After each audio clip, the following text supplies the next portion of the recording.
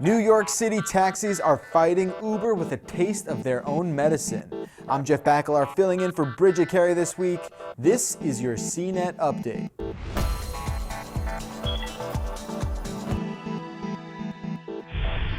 So it's no secret that the relationship between Uber and New York City taxis is toxic, to say the least.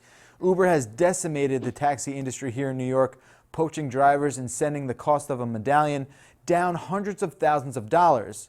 Sure, Uber offers a better product and nicer cars to ride in, not to mention the taxi industry has not been able to match the ease of use that Uber provides.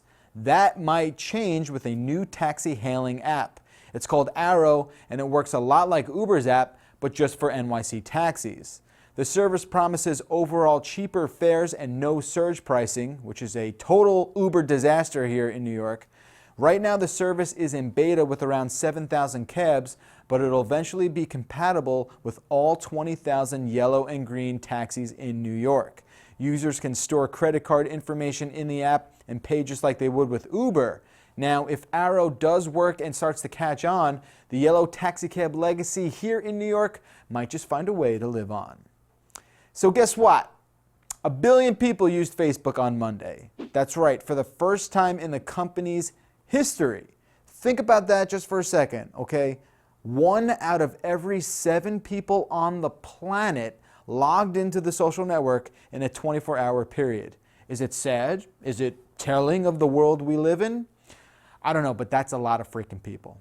Google has set a deadline of September 1st for when Chrome will start to block all Flash content that isn't, quote, central to the web page. This means auto-playing video ads, those animated sidebars, all the junk that lives on the gutters of the internet.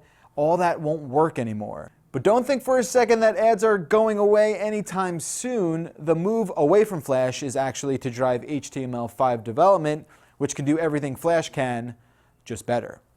Rest in peace, Flash. I sure as hell won't miss updating you every 4 days. And finally, the consumer launch of HTC's VR headset Vive has been delayed to Q1 of 2016. HTC will only have a limited quantity of Vive headsets this year. The HTC and Valve collaboration is likely Oculus Rift's closest competition, so now the two are much more likely to release around the same time.